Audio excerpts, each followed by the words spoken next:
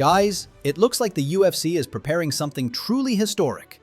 Dana White has promised to host a spectacular event right at the White House. Yes, you heard that right. The White House.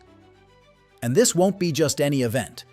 According to the UFC president himself, it will be the greatest card in the history of the organization.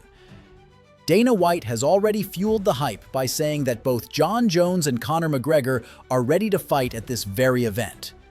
And he's promising something unique, a once-in-a-lifetime spectacle that will never be repeated.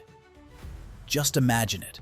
The White House, the best fighters on the planet, and a fight card that, as Dana says, will go down in history forever. Honestly, if this all comes true, it will be a whole new level.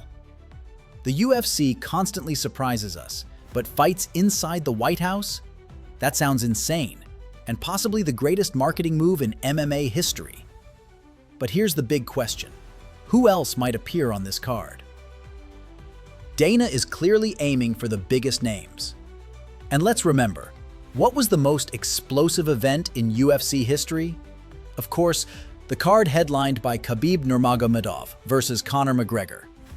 So now the question is, could Dana White convince Khabib to return? Yes, Nurmagomedov retired. Yes, he swore he'd never fight again. But come on, this is the White House. This is the kind of moment that ends up in history books, and Dana is clearly hinting that he's ready to do whatever it takes to bring together all the greatest UFC legends in one place. Personally, I wouldn't be surprised if behind-the-scenes negotiations are already happening.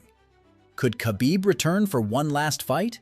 It's possible, and if it happens, just imagine. Khabib, McGregor, Jon Jones, all on one card.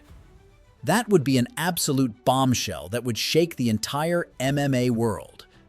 Either way, friends, we'll be watching this closely, because Dana is clearly cooking up something unforgettable.